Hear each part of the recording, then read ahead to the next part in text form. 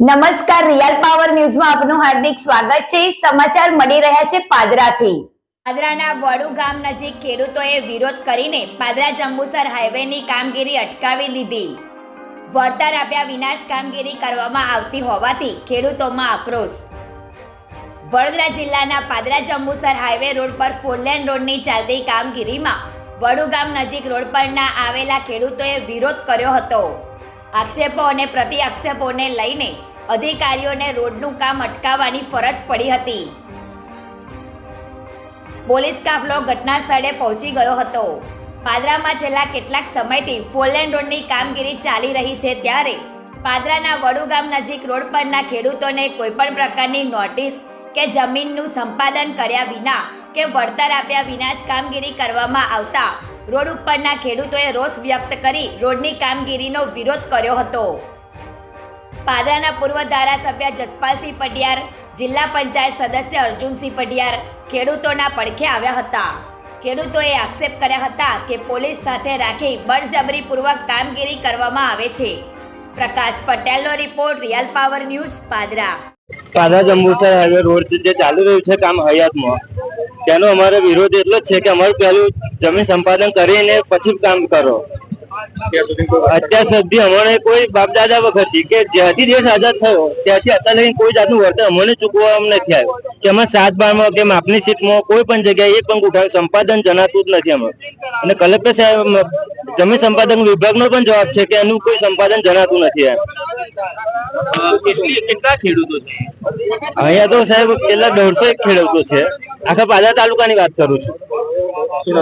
મારું નામ પ્રતાપસિંહ પઢિયાર છે। જંબુસર ફોરલેન રોડ 2022માં મંજૂર થયો, ત્યારબાદ સતત જે આંદોલનો કર્યા હતા એના ભાગરૂપે મંજૂર થયો। સતત ખેડૂતોનો પણ ખૂબ સહકાર રહ્યો છે, પાદરાની જનતાનો પણ ખૂબ સહકાર રહ્યો।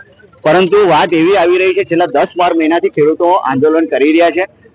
એમનો જે જમીન ની માહિતી એમને મેળવી એમાં એમને બતાવે છે કે જમીન સંપાદન થયેલ નથી। તો જમીન સંપાદન જો ના થઈ હોય તો ખેડૂતોની એક જ વાત છે કે રોડ બનવા દેવામાં અમને કોઈ વાંધો નથી, પરંતુ અમને વળતર તો મળવું જોઈએ ને।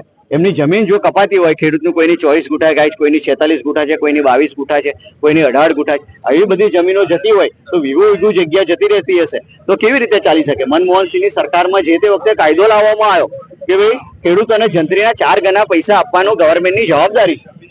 તો સંપાદન કરીને ના કરી હોય તો કરીને ખેડૂતોને યોગ્ય વળતર મળે, એટલા માટે ખેડૂતો અહીંયા ઉપસ્થિત થયા।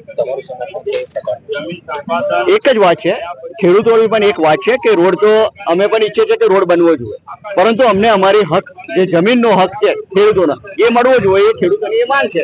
એટલે ખેડૂત જો મારી પહેલેથી નીતિ રહી છે, આજે પાદરા તાલુકાની જનતાને બી કહી દઉં કે કોઈની ભાજપ કે કોંગ્રેસની વાત નથી આવતી। અહીંયા લોકોને તકલીફ પડતી હોય તો પાર્ટી વિરુદ્ધ બી જનારા લોકો છે, અને ભૂતકાળમાં દાખલા બી જોઈ લેજો અમારા। એટલે પાર્ટીના અહીંયા કઈ એ નથી। આજે મારી તાલુકાની જનતા છે એના માટે અહીંયા ઉભો છું। પાર્ટી ને રાખવા હોય તો રાખે, ના રાખવા હોય ના રાખે, એનો કોઈ ઇસ્યુ નથી। જે પ્રોજેક્ટ છે એમાં ખેડૂતોની જમીનના સંપાદનનો પ્રશ્ન છે। તે સંપાદન પ્રમાણે એમની જમીન જે ગઈ હોય એનું વળતર ખેડૂતો માંગે છે કે વળતરની પૂર્તતા કરો અને તમારું કામ આગળ ચાલુ કરો। ક્યાંય વિકાસના કામમાં અવરોધ ખેડૂતોને બનવું જ નથી। ખેડૂતો આજે તૈયાર છે કે અમારા વળતરની અમને વળતર આપો ને વિકાસનું કામ ચાલુ થવું જોઈએ। એ વાત સાથે જગતનો ખેડૂત કાલે વેઠતો આવ્યો તો આજે વેઠતો છે ને ભવિષ્યમાં વેઠતો જ રહેલો છે। એટલે સરકારને એટલી વિનંતી કે ખેડૂતની જે માંગણી છે એ માંગણી પ્રમાણે એનું ત્વરિત અને ઝડપી નિકાલ આવે અને આગળની કાર્યવાહી કરે।